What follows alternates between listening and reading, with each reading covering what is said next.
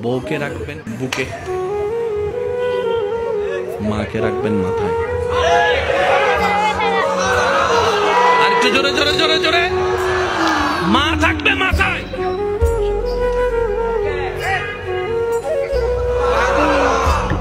তো বুক আর মাথা তো এক নয়।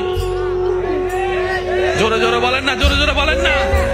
বুক আর মাথা এক নয়। বুকের দায়িত্ব আলাদা, মাথার দায়িত্ব আলাদা, স্বামী ক্যারেক্টার আলাদা, সন্তান ক্যারেক্টার আলাদা। এবার আপনি বলবেন আমার মা যার পায়ের নিচে আমার জান্নাত। বুঝবেন, আমার মার পায়ের নিচে আমার জান্নাত, কিন্তু বউয়ের পায়ের নিচে তো আমার জান্নাত নয়।